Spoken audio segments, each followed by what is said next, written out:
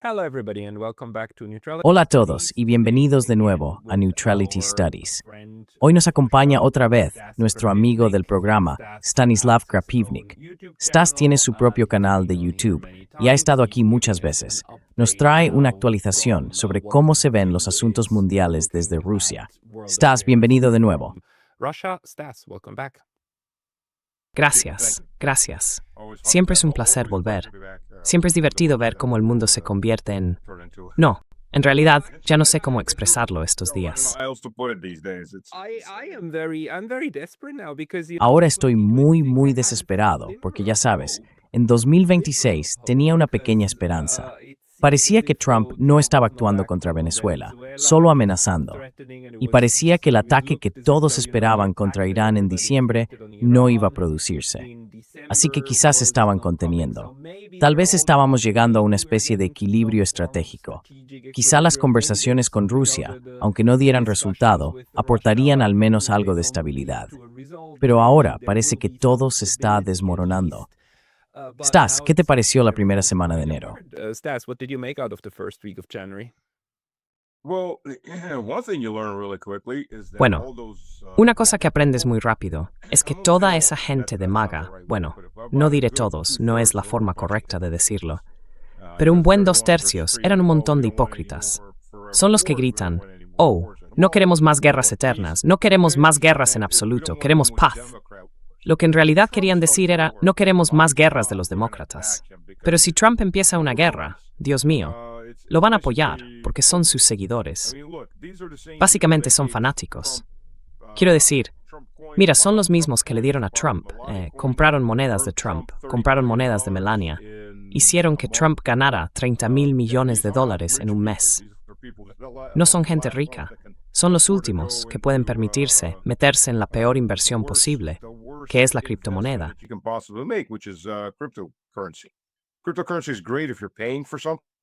Las criptomonedas están muy bien si las usas para pagar algo.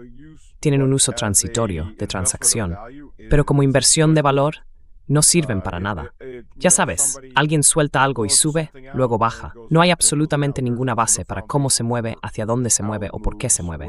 Y la gente invierte porque ya sabes, Trump dijo, es mi moneda. Ah, vale.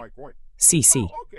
Quiero decir, eso es una mentalidad de fan, es una mentalidad de culto. Y eso se ve ahora mismo. Oh, pero Trump, sí. Cualquier tontería que saquen, diría que al menos la mitad de los de MAGA la compran, por absurda que sea. The number of people who La cantidad de personas que ahora dicen, ya sabes, la intervención, y no nos engañemos, esto es un secuestro y una agresión militar contra Venezuela, muy cerca del umbral de una guerra real. 80 personas murieron en Venezuela y el presidente fue secuestrado. Y hay gente que dice, oh no, pero se lo merecía. De todos modos es un tipo malo. Si nunca has vivido en Venezuela, si no eres una de las personas que tuvo que huir, entonces no tienes derecho a decir nada. Así que cállate. Es bueno que se haya ido, y ahora tendremos paz en la tierra en Venezuela. Puedo entender cómo, después de Irak, Siria, Libia, todavía hay gente que defiende eso. ¿Puedes de algún modo darle sentido a esto? Can you somehow make sense of this? Bueno, sí, por supuesto. Para empezar, los estadounidenses, como ellos mismos dicen en Estados Unidos, tienen una capacidad de atención de 30 segundos, como en un anuncio promedio. Y por desgracia, eso es cierto. La mayoría no puede encontrar Venezuela en un mapa. Te lo garantizo. Hubo una encuesta de National Geographic realizada a jóvenes de entre 18 y 25 años, hace unos 10 años más o menos, y descubrió que casi una cuarta parte de los estadounidenses de 18 a 25 años no podían encontrar Estados Unidos en un mapa. No puedes encontrar tu propio país en un mapa. Pero por otro lado, estamos hablando de una población en la que, entre alfabetización total y parcial, el 53% de la gente entra en esa categoría.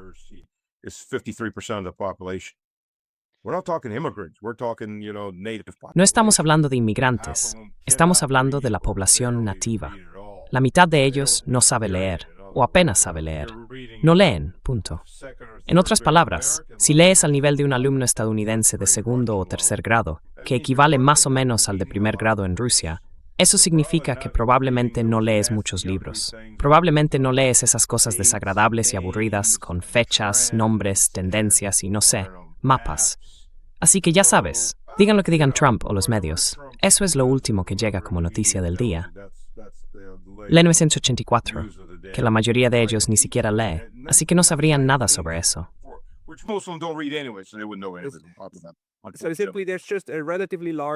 Así que sencillamente hay una parte relativamente grande de la población, un 20 o 30%, que literalmente no recuerda, que literalmente no conoce el contexto de Irak, Siria, Libia, las demás intervenciones en Sudamérica durante toda la Guerra Fría, todas las operaciones de cambio de régimen y todas las miserias que trajeron. El régimen de Pinochet, que fue instaurado y mató a decenas de miles de personas en Chile, no lo conocen. Y eso basta como base política para permitir que esto continúe y tenga cierto sentido dentro del panorama general de los medios de comunicación.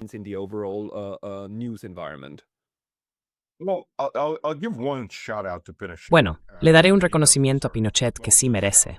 Bueno, dos reconocimientos. De todos los gobiernos que Estados Unidos ayudó a sostener, probablemente Pinochet fue el menos malo. Porque como él dijo, mi objetivo es que si cada chileno puede permitirse una casa y un coche, nunca serán comunistas, nunca serán marxistas. Y en realidad trabajó para lograrlo. Estabilizó la economía y dejó el poder voluntariamente, sin una guerra civil, sin revoluciones. Eso es una excepción, porque la gran mayoría de las personas instaladas por Estados Unidos no son nacionalistas. Ese tipo Pinochet sí era un nacionalista. Quería mejorar la vida de...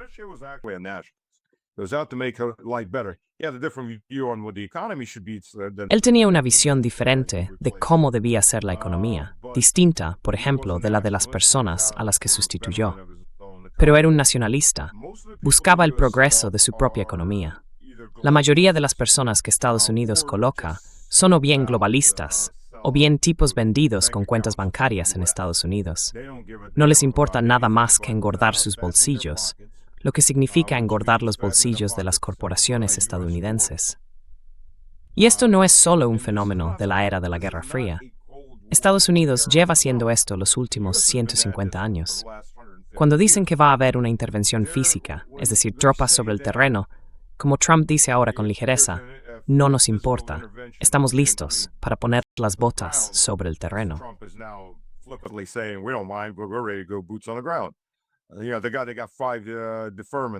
Sabes, consiguieron 5 aplazamientos del servicio en Vietnam, como siempre.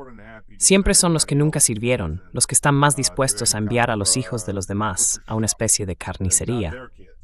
No a los suyos. Pero ya sabes, en Sudamérica no son solo los izquierdistas o los marxistas, no. Es todo el mundo. Hay derechistas que quieren vengarse de Estados Unidos. Hay izquierdistas que quieren vengarse de Estados Unidos. Y también hay centristas, porque Estados Unidos ha fastidiado el mundo en América Latina durante 150 años. Es una maldición para América Latina, el mayor obstáculo para su desarrollo. ¿Cómo se está informando sobre esto ahora mismo en Moscú, en Rusia? Quiero decir, ¿cuál es la sensación general al respecto?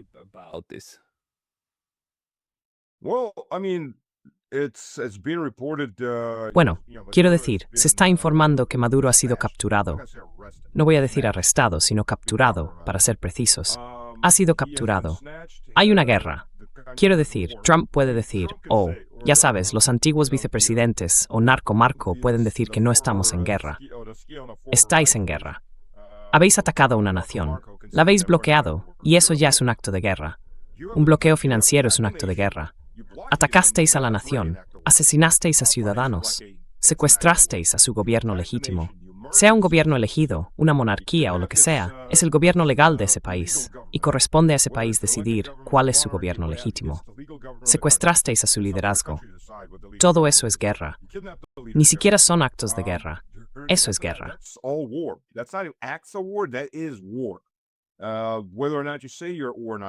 Tanto si dices que estás en guerra como si no.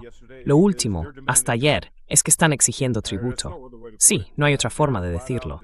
Están exigiendo tributo descaradamente, como una banda de psicópatas saqueadores.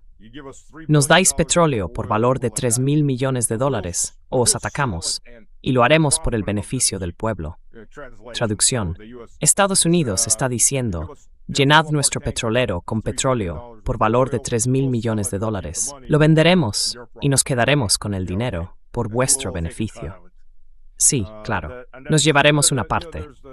Y ya sabes, hay un dicho inglés, el problema de pagar el Danegeld no es lo que haces con los daneses, porque los daneses siempre volverán a por más oro. Y los estadounidenses tienen un apetito por robar todo lo que no esté clavado en cualquier nación que no se resista. Son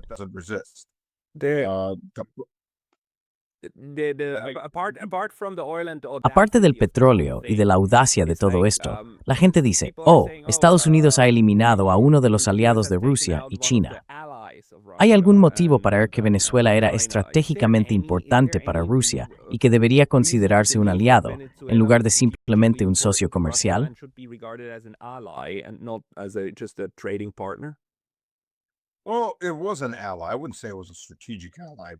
Bueno, era un aliado. No diría que fuera un aliado estratégico, pero era un aliado y un socio comercial.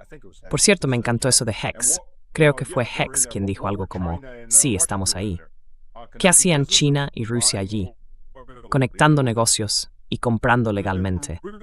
China, por ejemplo, estaba comprando el crudo pesado que compraban. No es solo en Venezuela, obviamente. Venezuela lo produce. Las arenas bituminosas de Canadá lo producen, aunque necesitan unos 65 o 70 dólares por barril para ser rentables. La mezcla ural rusa es crudo pesado. El crudo pesado iraní también. Hay otros países que producen crudo pesado, pero en cantidades muy pequeñas. Esas son tus principales fuentes de crudo pesado.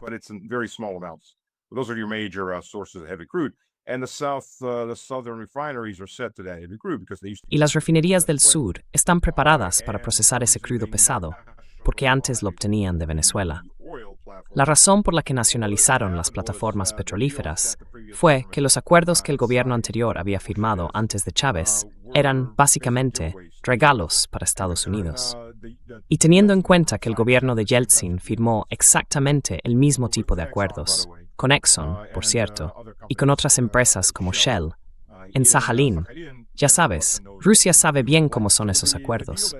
Así que el acuerdo que Exxon, Chevron y Mitsubishi impusieron a Yeltsin, o por el que lo compraron, consistía en que en Sajalín 1 invertirían $1.000 millones y no tendrían que pagar impuestos hasta recuperar su inversión.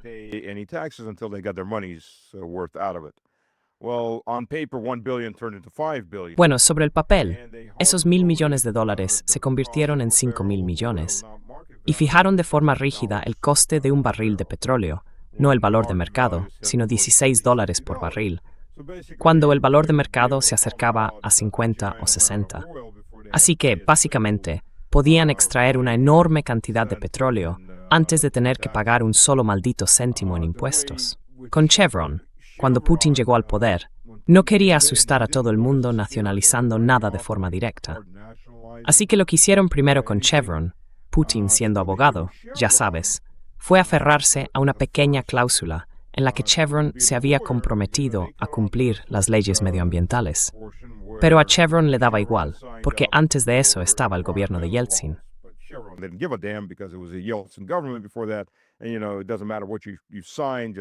Y ya sabes, no importaba lo que firmaras, solo mándales otra caja de vodka y devuelve un porcentaje como sobornos a los funcionarios del gobierno que los rodeaban, y todo irá bien. Haz lo que quieras.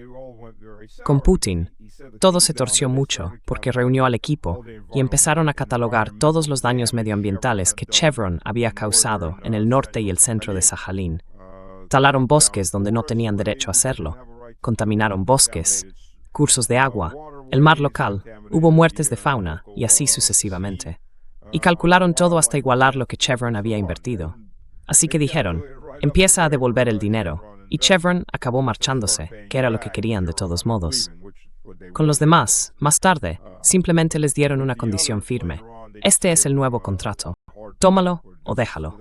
Lo aceptaron. Tu predicción es que Venezuela va a intentar hacer exactamente lo mismo, extraer el petróleo sin obtener ningún beneficio, o en el mejor de los casos, un beneficio mínimo para el país. Bueno, van a hacer exactamente lo que estaban haciendo antes de que Chávez nacionalizara. En realidad, ni siquiera se propuso nacionalizar. Simplemente impuso condiciones duras a Exxon para renegociar básicamente el regalo que el gobierno anterior había hecho a las compañías petroleras estadounidenses. Exxon se negó, se fue, y desde entonces ha estado patrocinando todas esas campañas contra Venezuela. Patrocinan a bastantes políticos en Estados Unidos. Así que sí, quieren recuperar su posición privilegiada. El petróleo que pertenece a América, la tierra que pertenece a América, toda esa otra locura que Trump suelta. Supongo que ya sabes, había un viejo videojuego japonés de los años 80 que con una mala traducción al inglés mostraba en pantalla cuando bajaban los alienígenas: todas tus bases nos pertenecen. Y eso es Trump. Todos tus recursos nos pertenecen.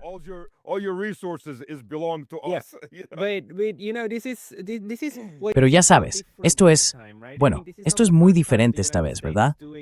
Quiero decir, no es la primera vez que Estados Unidos derroca militarmente a un gobierno en América Latina. No es la primera vez que ocurre algo así. Lo han hecho en Oriente Medio decenas de veces. Lo hicieron durante la Guerra Fría, incluso en Europa, incluso en el sudeste asiático, ¿verdad? Lo nuevo es que ni siquiera intentan ponerse el guante de terciopelo del humanitarismo. Es nuevo que simplemente entren y digan: esto es nuestro, punto. Cállate o muere. Además, ahora lo están haciendo a otra escala.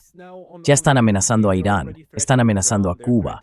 Incluso hay un petrolero ruso que fue incautado. No he leído esa historia, pero quizá puedas ponerme al tanto.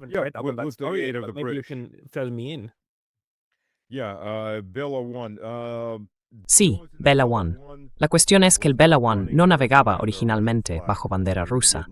Cuando los estaban persiguiendo, cambiaron a una bandera rusa, que es la única laguna legal que tiene Estados Unidos en esto, sin que básicamente se considere una declaración de guerra a Rusia. Pero, por otro lado, Trump acaba de intentar asesinar a Putin. Que Trump lo supiera no es otra cuestión, pero su gobierno sí lo sabía. Esos 91 drones, el lado ruso, no está diciendo dónde se encontraba Vladimir Vladimirovich en ese momento, pero los medios occidentales informaban de que estaba en su residencia en el Oblast de Novgorod, esperando para continuar las negociaciones telefónicas con Trump, lo cual sería el procedimiento operativo estándar de Trump: tenderle una trampa a alguien y luego intentar eliminarlo en lugar de hablar con él.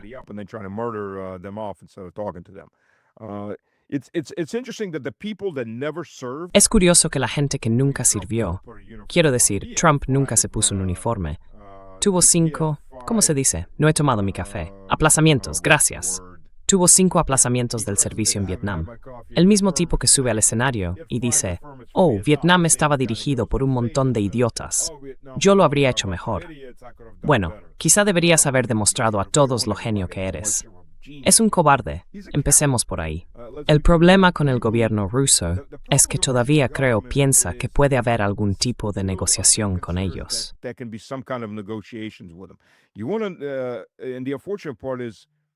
Y la parte desafortunada es que Rusia está haciendo todo, quizá de forma involuntaria, pero está haciendo todo lo que va a conducir a la Tercera Guerra Mundial. Porque tarde o temprano cruzarán una línea roja, como un ataque directo al Kremlin, por ejemplo. Aunque no sea un ataque nuclear, un ataque directo al Kremlin, porque sentirán que pueden hacer lo que quieran. Y entonces el Kremlin se verá obligado a destruir Rusia, destruyendo su propio gobierno, o al menos a llevar a cabo un ataque contundente contra Occidente y contra Estados Unidos, porque han estado intentando evitar una escalada con esos menos. Estados Unidos no lo entiende. El gobierno estadounidense es incapaz de entender otra cosa que no sea un golpe en los dientes. Por desgracia, ese es el tipo de gente que tenemos en el poder, y el mismo tipo que tuvimos en el poder antes.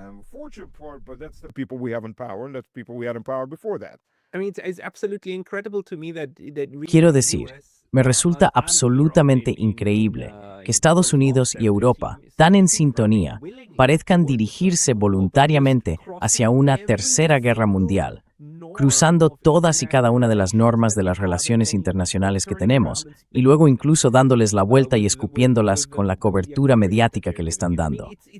Es una locura que hayamos llegado al punto en que secuestran a presidentes en ejercicio y lanzan estos ataques. Y esto forma parte de una larga serie de cosas.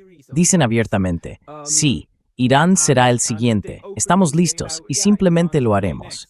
Y cualquiera que no esté de acuerdo es un tipo malo, y también lo aplastaremos. Y Europa, por cierto, tiene que entregarnos Groenlandia. Les guste o no, eso será un hecho. Y los europeos están debatiendo actualmente si deberían aplaudirlo o protestar un poco. Esa es la discusión en Europa.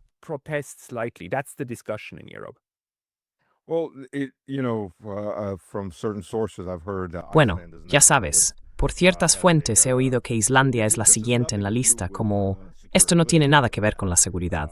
Empecemos por ahí. Estados Unidos ha tenido bases en Groenlandia desde los años 50 y tiene tantas bases como quiere. Los daneses, desde luego, no van a decir nada, especialmente si reciben pagos de alquiler por ello.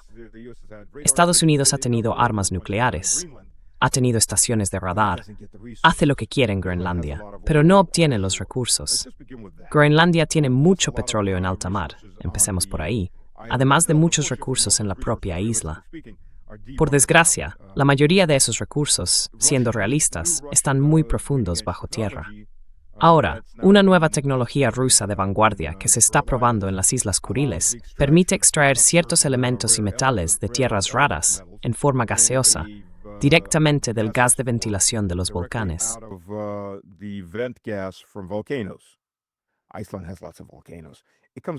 Islandia tiene muchos volcanes. Aparece prácticamente en todos ellos porque proviene del manto. Y son elementos raros licuados, elementos de tierras raras. Así que también está ese aspecto. Si tienes un volcán, puedes empezar a extraer utilizando esa tecnología rusa. Ha funcionado. La cuestión es si puede ser económicamente viable. Eso es lo que se está probando ahora. Se pueden obtener esas tierras raras. El problema, por supuesto, es que Estados Unidos no puede procesarlas. Ese es otro asunto. Y después de incautar el petrolero chino, unos 20 millones de fabricantes de armas estadounidenses se han quedado sin imanes de tierras raras. A Estados Unidos le llevará un tiempo invertir en algún tipo de purificación, extracción y fabricación de imanes real.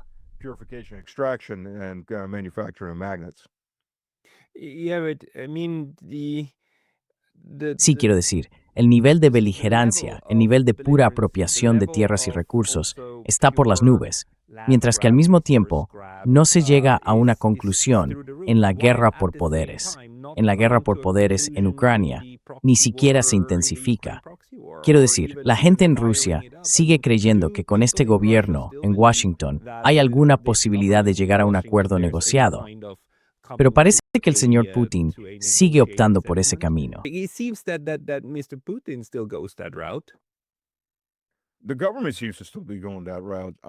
El gobierno parece seguir por ese camino.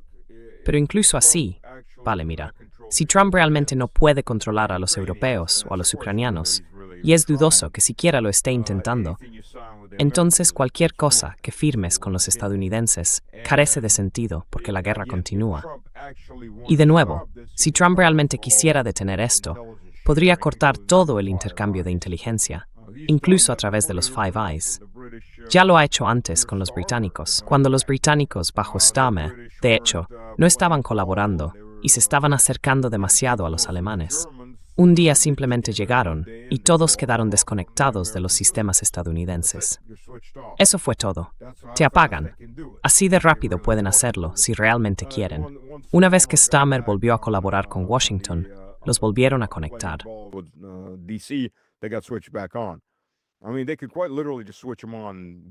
Quiero decir, podrían literalmente encenderlos y apagarlos en cualquier momento. Pueden cortar el intercambio de inteligencia. Incluso hay una partida de alrededor de $1,000 millones en el presupuesto del Pentágono para Ucrania. Sin mencionar que la mayor parte de esto no se paga mediante partidas presupuestarias, sino a través de gastos secundarios y suplementarios. Si se añade ese gasto suplementario en Estados Unidos al presupuesto real del Departamento de Guerra, es enorme. Y si se tiene en cuenta que asuntos de veteranos, que en la mayoría de los países estaría bajo el mismo presupuesto, es una entidad separada en Estados Unidos, es gigantesco. Hubo una ONG hace unos años, creo que bajo Obama, quizá durante el primer mandato de Trump, que revisó el presupuesto estadounidense, línea por línea, las 10.000 páginas, y calculó cuánto de él militinás. Så det må forskningsdelen 26 before Thaskell President's Rights Stiftel i Estados Unidos, så det stannar el ámbito militar. 26% of the government budget was military. Which brings us actually to the next topic. I mean, Trump just Lo que en realidad nos lleva al siguiente tema. Quiero decir, Trump acaba de anunciar un presupuesto militar de 1,5 billones de dólares estadounidenses. Lo aumentó de 1 a 1,5. Me deja sin palabras. No tiene ningún sentido.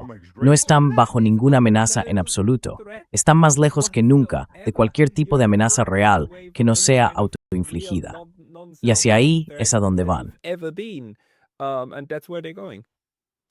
Look, the empire's in decline. It's obvious to everybody. Mira, el imperio está en declive. Es obvio para todo el mundo. La desdolarización no hace más que acelerarse. El dólar no vale nada. Quiero decir, mira, el dólar, la primera prioridad del sistema bancario privado, llamado Reserva Federal, y la mayoría de los estadounidenses no tienen ni idea de que están bajo un sistema bancario privado, ni siquiera un sistema gubernamental, es mantener el poder del dólar. Pues bien, el poder adquisitivo del dólar en comparación con hace 100 años es de aproximadamente 1% o un 2%. Creo que han fracasado. ¿Qué opinas? Creo que han fracasado por completo en esa pequeña declaración de misión. La mayoría de las empresas, y ellos son una empresa que trabaja para el gobierno, si lo piensas, ya habrían sido despedidas y se les habrían retirado las primas.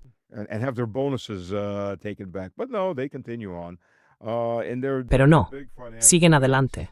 Son los grandes bancos financieros. Oficialmente, el sector financiero en Estados Unidos representa un 21%, quizá un 22%. En realidad, probablemente esté más cerca del 30% o 35%. Y este es un sector que no produce nada. Las grandes finanzas son la antítesis de la industria.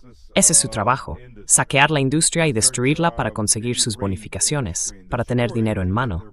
Compáralo con un pequeño banco de un pueblo que invierte en ese mismo pueblo, porque sus propietarios viven allí. Están invirtiendo en negocios locales. A las grandes finanzas no les importa nada de ti, ni de tu pequeño pueblo. Te saquearán solo para sacar el dinero. Eso es lo que hacen las grandes finanzas.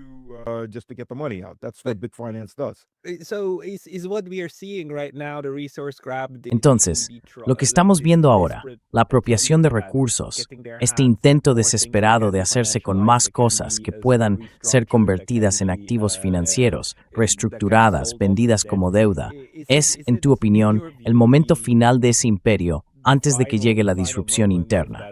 Y ahora estamos viendo a agentes de ICE corriendo por ahí y disparando a estadounidenses. Esta mañana, al parecer, una mujer recibió un disparo en la cara y murió en su coche porque los agentes de ICE le dispararon. Quiero decir, esto está llegando a un punto. Nunca había visto este nivel de escalada interna antes.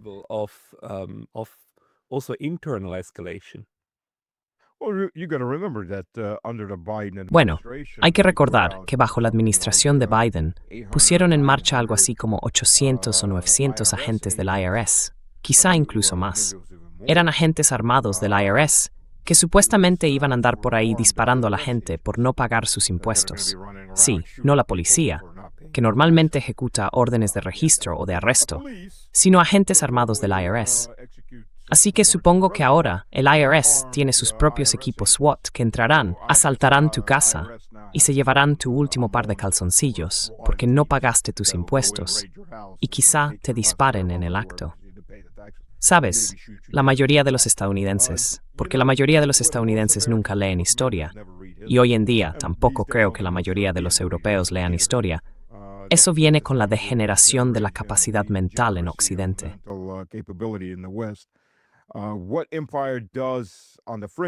Lo que un imperio hace en los márgenes, tarde o temprano, regresa al centro. Y lo que estamos viendo son las tácticas autoritarias que el imperio de las mentiras, ha utilizado por todo el mundo, incluso en lugares como Irak y Afganistán, asesinando a la población local. Y ahora todo está volviendo a casa. Porque, por cierto, las personas que se han desensibilizado, la clase encargada de hacer cumplir la ley en esas zonas, acaban siendo contratadas como policías o agentes especiales aquí en casa. Muchos de esos agentes del FBI tienen antecedentes militares donde han participado en servicios de ocupación en distintas regiones. Y lo mismo ocurre con muchos policías locales. Y la policía local se ha militarizado en gran medida. Pasan por campamentos de entrenamiento, campamentos de estilo militar. They go through boot camps, military style boot camps. Yeah, Welcome back. I just want to ask. Volveremos enseguida. Solo quiero preguntar, porque a veces también tenemos la tendencia a sobredramatizar las cosas, ¿verdad? Lo que aparece en las noticias en ese momento parece lo más importante del mundo, y todo lo demás se desvanece en segundo plano. Así que tendemos a decir, vale, esto es extraordinario. Pero esta vez realmente me da la sensación de que es un nuevo nivel de escalada general. La forma en que van las cosas, los averaging que estos sistemas parecen estar llevándose a mismos al colapso, porque parece que ya no hay ningún pensamiento estratégico a largo plazo detrás de nada.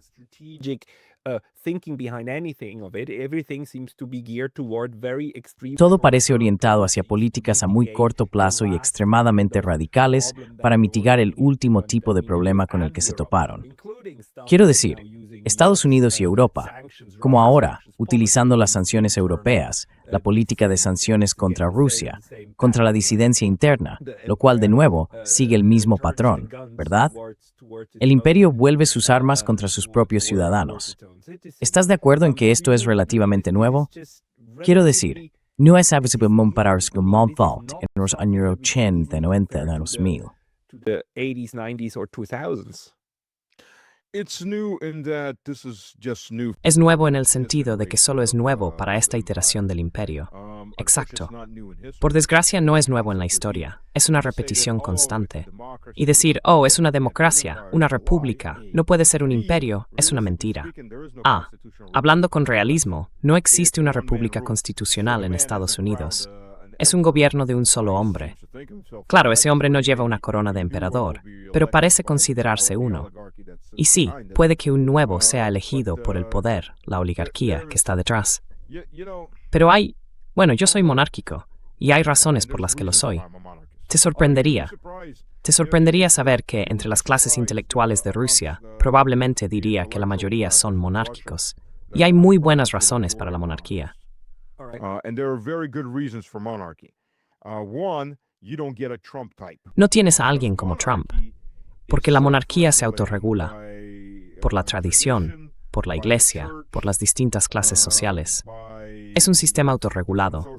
Es un sistema heredado en el que cada generación construye sobre lo anterior, de modo que se puede hacer una planificación económica a largo plazo, algo que no se puede hacer en Occidente. Mira, cuando hablas de planificación económica a largo plazo, en cualquier proyecto importante, estás considerando retornos de inversión de 10, 15, 20 o incluso 30 años. Cuando tienes una presidencia que se renueva cada 4 años, quizá 2 veces, no hay ningún incentivo para hacer una planificación o inversión a largo plazo, porque no van a recibir el mérito por ello. ¿Por qué demonios querría darle el mérito al siguiente? Y el siguiente puede que ni siquiera sea de mi partido.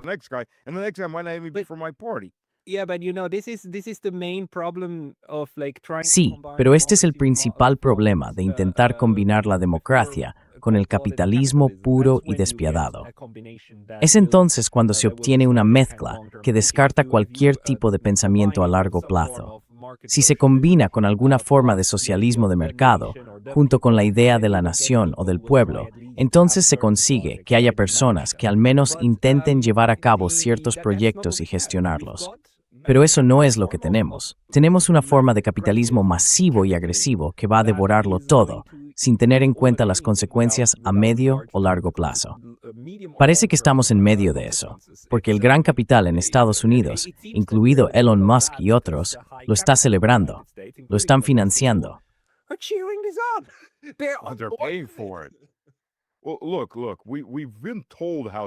Bueno, mira, nos han explicado cómo funciona esto, la República. Se estableció hace 2000 años cómo funciona todo esto.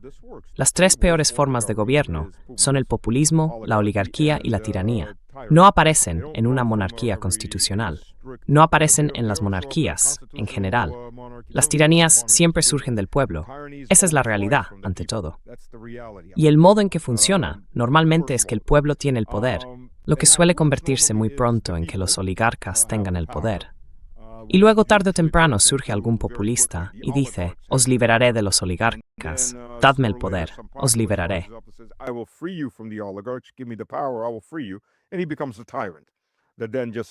Y se convierte en un tirano que solo está ahí para enriquecerse a costa del pueblo.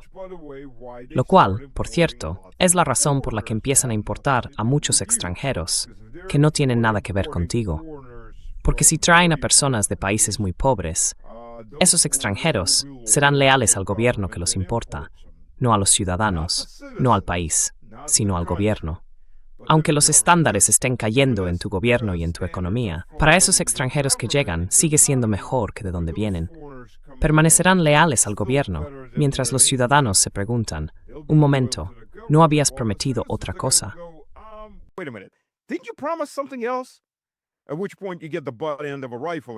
En ese momento, te llevas la culata de un fusil en los dientes y dices, vale, lo entiendo. Y ese es el problema con cualquiera de estos tipos de gobiernos. Quiero decir, soy monárquico constitucional. Y lo otro sobre la monarquía, había un vídeo interesante, creo que todavía está en mi lista de reproducción, en el que unos economistas analizaban históricamente la diferencia entre monarquías y repúblicas. En las monarquías, cuanto más se amplía la participación en el gobierno, cuanto más vota la gente, o más grande es el lado parlamentario o legislativo, más altos son los impuestos, mayor la vulneración de los derechos humanos, y más totalitario se vuelve el gobierno.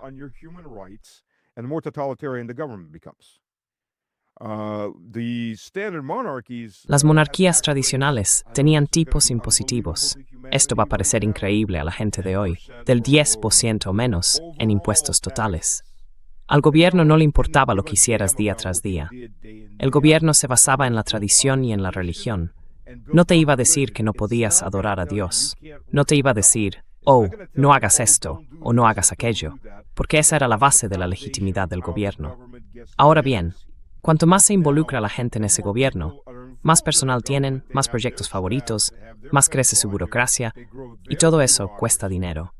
Además, hay que mostrar algún tipo de, ya sabes, movimiento.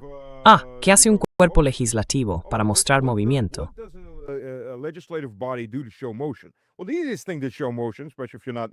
Bueno, la forma más fácil de mostrar acción, especialmente si no se es muy capaz mental o intelectualmente, es prohibir algo. Así que ahora el gobierno se mete cada vez más en tu vida diaria diciendo, vale, no puedes hacer eso, no nos gusta eso. Y si adoptan una especie de enfoque progresista o woke, realmente intentan rehacer la ingeniería social contigo. Eso genera mucha ira. Y también cosas como tipos impositivos del 62% sobre la renta en Finlandia. Ya sabes, antes eras súbdito de la corona, ahora eres esclavo del legislativo o del gobierno. Y básicamente parte de Occidente son esclavos fiscales. Intenta no pagar tus impuestos, probablemente te disparará la agencia tributaria.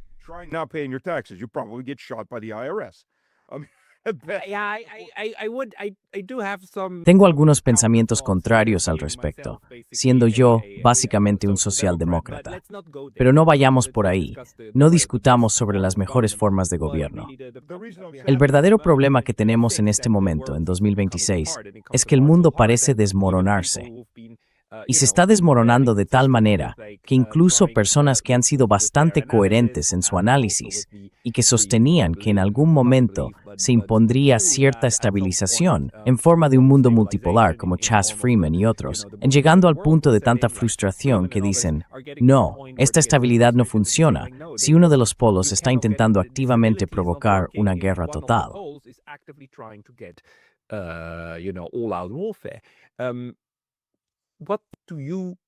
Entonces, ¿qué ves? ¿Cómo abordan esto Rusia y China?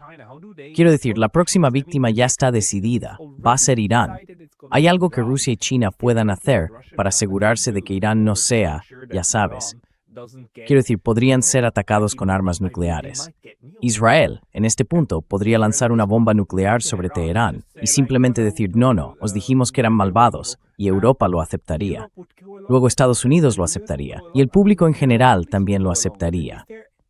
¿Queda algo sagrado todavía? ¿Algún límite a la violencia? Of like limits to violence?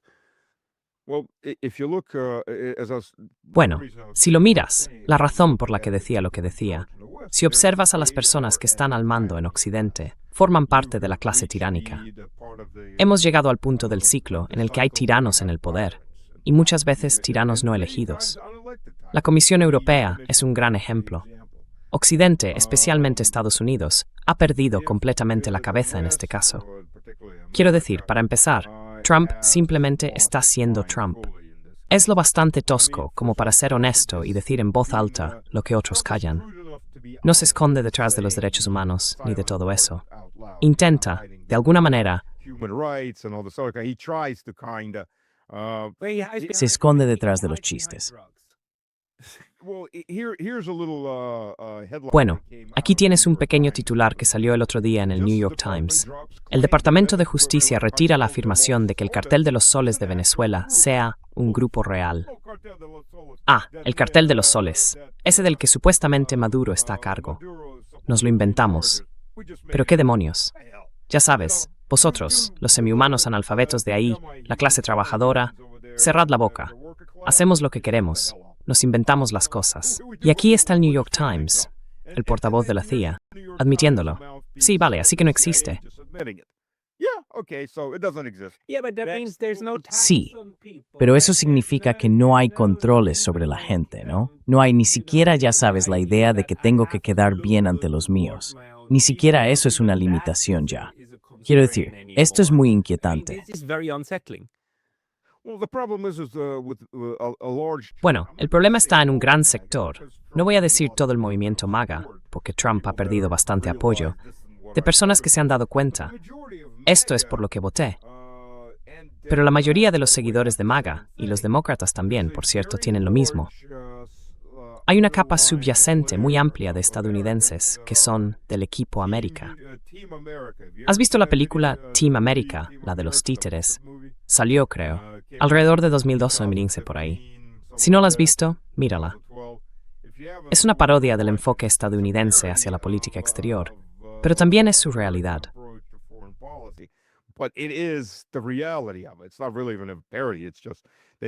Ni siquiera es una parodia.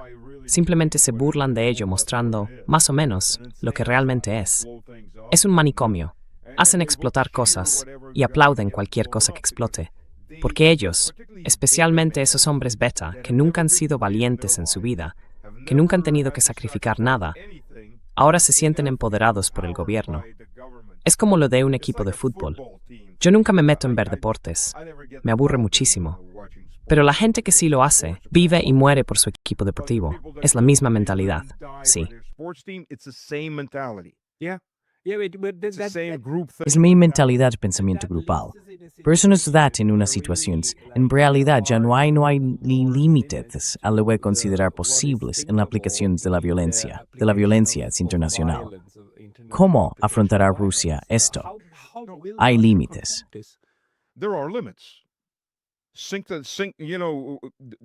Vale, Rusia envió un submarino. El submarino de la lista Fortune 500 no hizo nada. Te lo garantizo. Si ese submarino hubiera emitido una amenaza por radio, algo como, si ese equipo estadounidense aterriza en ese petrolero, hundimos vuestro destructor. Y si de verdad hubieran hundido ese destructor, todo se habría detenido al instante. Habría pánico en Washington. ¿Estás seguro? Pánico instantáneo en Washington. Absolutamente.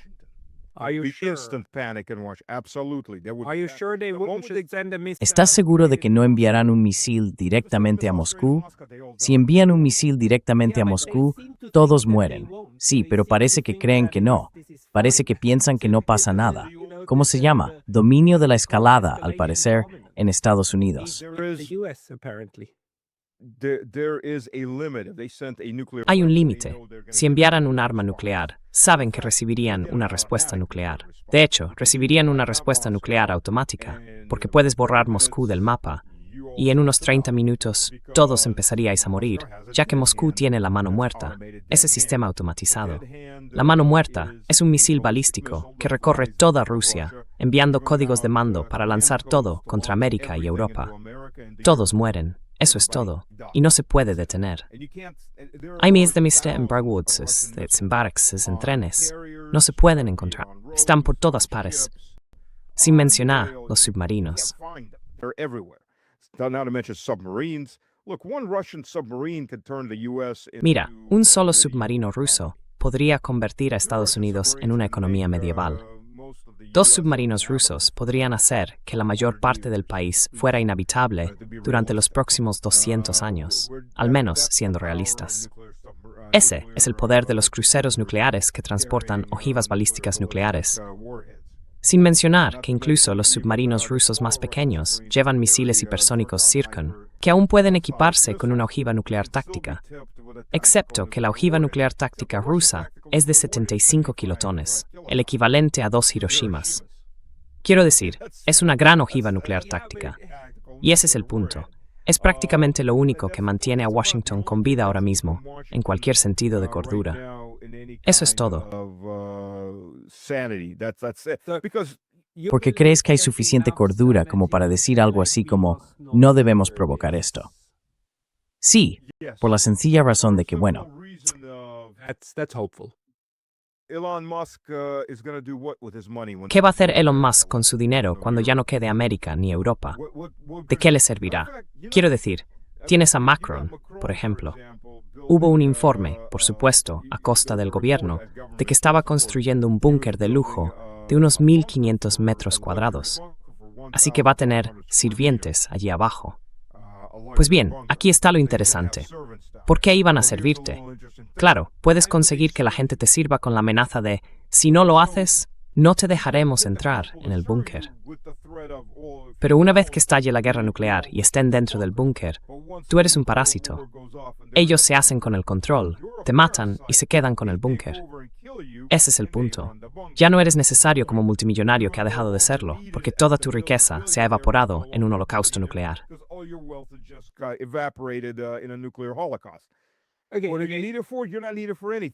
En ese momento ya no se te necesita para nada. Y muchas de esas personas quizá lo entienden. Si hay una guerra nuclear, se acabó. Su dinero, su riqueza desaparecen. Y probablemente eso sea lo único que valoran.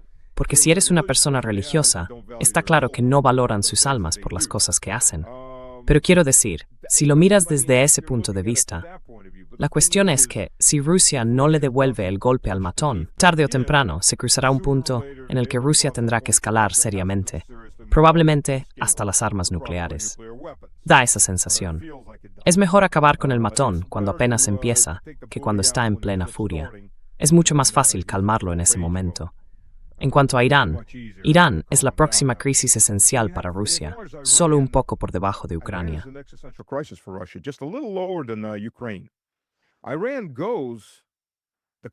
Si cae Irán, cae el Cáucaso, cae Asia Central, y Estados Unidos lo está diciendo abiertamente.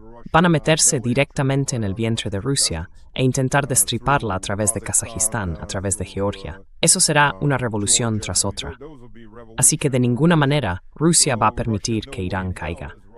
Claro, Israel podría lanzar una bomba nuclear sobre Irán, pero entonces dejaría de existir Israel, porque Irán tiene suficientes misiles balísticos pesados para arrasar todo en esa franja de tierra. Y por cierto, también destruirían la central nuclear situada en el centro de Israel, lo que contaminaría la mayor parte del país hasta hacerlo inhabitable. Israel moriría.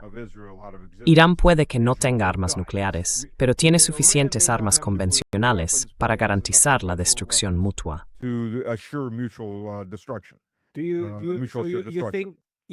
¿crees que ellos, porque bueno, Bibi Netanyahu estuvo en Estados Unidos justo antes de Año Nuevo, durante el Año Nuevo, y parece bastante claro que de eso han estado hablando, de cómo hacerlo?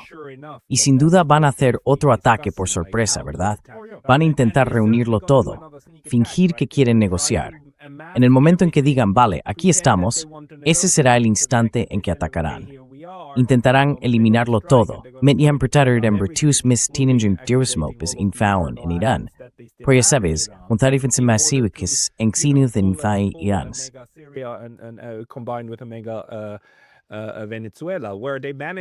Venezuela, donde lograron desactivar todo el sistema de defensa militar venezolano, todo, mediante sobornos y demás. Pero el hecho es que ni uno solo de los soldados que derrocaron a Maduro murió. Ninguna baja en absoluto. Fue un éxito rotundo. Si eso pudiera repetirse en Irán, entonces, bueno, al menos desde la perspectiva megalómana de la administración Trump, creo que pensarían que podrían hacerlo.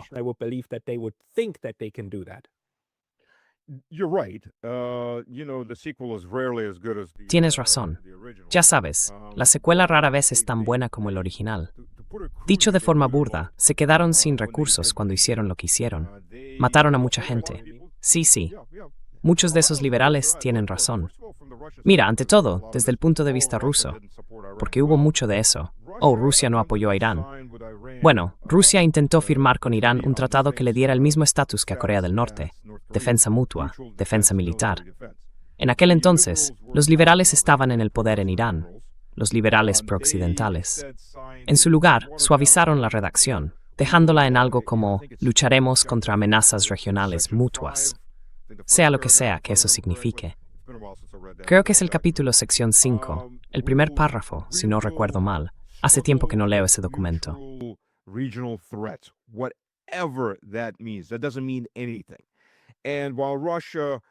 Eso no significa nada. Y aunque Rusia firmó el documento y fue aprobado por la Duma, los iraníes querían ser amados por Occidente, y realmente fueron amados por Occidente. Firmaron ese documento al día siguiente de estar siendo atacados. Así que no hubo ayuda mutua entre Rusia e Irán. Ahora sí la hay. Los sistemas S-300 y S-400 están desplegados. No sé qué han traído los chinos, pero están introduciendo equipamiento. Rusia, y esto se ha publicado, no es ninguna gran noticia. Tiene pilotos iraníes de Su-35 entrenándose en Rusia. Rusia está trasladando interceptores Su-35 a Irán. Son de generación 4++, algo que Europa no puede construir, punto. Europa es incapaz de fabricar a ese nivel, y mucho menos una generación 5. Europa está muy rezagada en todo esto.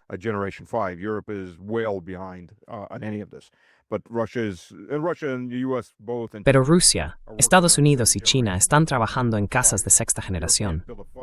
Europa no puede construir un caza de quinta generación ni nada parecido. Ni siquiera consiguen un modelo funcional.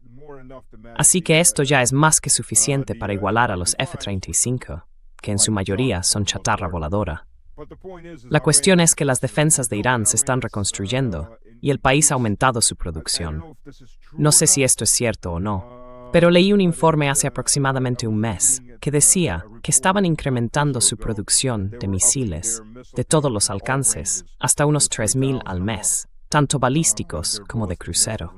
Eso es más que suficiente para saturar cualquier sistema antiaéreo que tengan Estados Unidos, Reino Unido o Israel para intentar derribarlos. Sí, siempre que estén lo bastante bien distribuidos y no puedan desactivarse con suficiente rapidez, ¿verdad? Porque eso es lo... Ah, sí que lo están, ¿no? Y vimos que durante la guerra de 12 días, Israel estaba gritando y quejándose para que Estados Unidos hiciera algo, porque los estaban machacando. E Irán ni siquiera lanzó la mitad de lo que tenía. De hecho, Irán fue bastante prudente con lo que enviaba de vuelta a Israel. Israel disparaba desde aeronaves a distancia, y los misiles de esos aviones, plataformas aéreas, son relativamente pequeños. No causan tanto daño. No son las bombas de 900 kilos que Israel lanza sobre edificios en Líbano o Gaza, porque en ese momento aún funcionaba suficiente defensa aérea en Irán como para que tuvieran miedo de volar realmente allí. Habrían perdido aviones.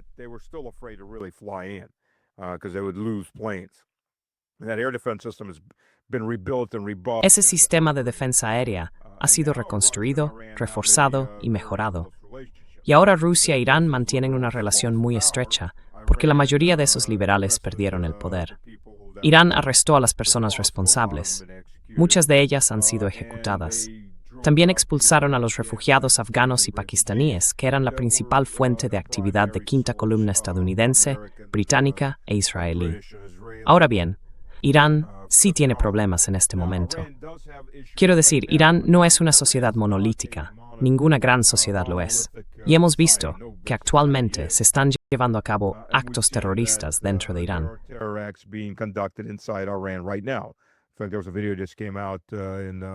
Acaba de salir un video de una de las ciudades de Bakiristán, creo que ese era el nombre de la provincia, donde el jefe de policía fue asesinado por hombres armados yihadistas islámicos, que suelen ser sunitas, aunque en este caso operaban en el Irán chiita. Así que hay problemas, e Israel ha estado patrocinando a esos grupos terroristas durante décadas, y también lo ha hecho Estados Unidos, ya que estamos. Así que sí, hay problemas, pero no van a derrocar al gobierno. De hecho, incluso los liberales se unieron al gobierno, porque cuando te están bombardeando indiscriminadamente, de repente te das cuenta de quiénes son tus verdaderos enemigos. Yeah, but they still there is significant. Sí, pero aún así, hay protestas muy importantes en este momento, ¿verdad? Protestas en las calles. Las hay. Aunque estén respaldadas por ONG occidentales y demás, siguen representando a una parte de la población lo bastante enfadada como para salir a la calle, ¿no? Y esto ocurre en medio de las amenazas de Israel y Estados Unidos. En fin, siento ser pesimista. Es solo que el año nuevo ha empezado realmente mal. Pero sí, así es. Al fin y al cabo, en Rusia, Navidad ortodoxa, ayer, ¿verdad? El día 7, ayer fue día de Navidad. Yesterday was Christmas Day. Feliz Navidad, por cierto. Perdona que no lo dijera antes. Sí, feliz Navidad para ti también. Debería haber empezado con eso, pero feliz Navidad al fin y al cabo. Para la gente que quiera encontrarte, deberían ir a tu canal de YouTube, ¿verdad? Sí. Mr. Slavic Man, Slavic with a K. El señor Slan Slavic con K y 2 canales de Telegram, Stas Segodnia, que es el canal en ruso, y Stas Was There, el canal en inglés. Y también en X, Stanislav Krapivnik. Also an X, Stanislav Krapivnik. Okay.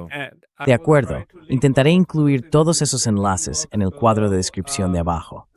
Stas, a pesar de los temas tan deprimentes, muchas gracias por la actualización. Pascal, todo irá bien. Acabo de estar en Mariupol, y si quieres ver el futuro, he publicado un vídeo al que puedes acceder desde mi canal de YouTube.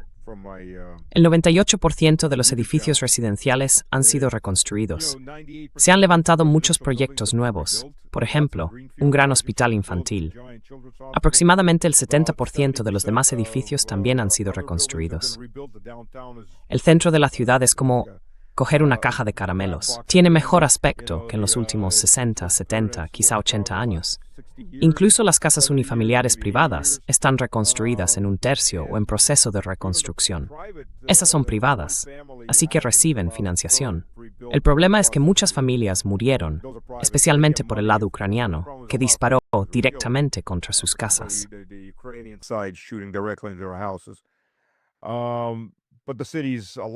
Pero la ciudad está viva. Tiene enormes centros deportivos nuevos. Uno de los directores de la empresa principal, que reconstruye la ciudad, me dijo que incluso había recibido una queja. Ahora tienen nuevos problemas. Se llama atascos de tráfico, porque la gente está regresando en masa. Así que hay esperanza. Y en Avdiivka, bajo ataques diarios de drones, estuve allí. Teníamos drones sobrevolando. Uno fue derribado en la calle de al lado. Luego llegaron drones tipo avión. Mientras los derribaban. Y aún con toda esa destrucción, conté 6 edificios reconstruidos.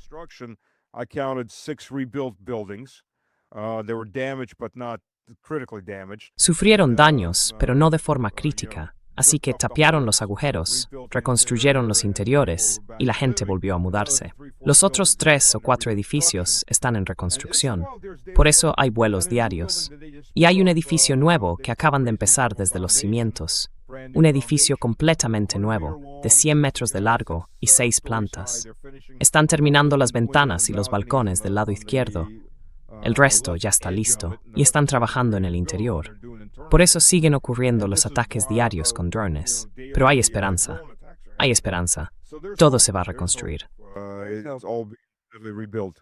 there must be peace after war. Debe haber paz después de la guerra. Espero que podamos ir directamente sin la guerra de por medio.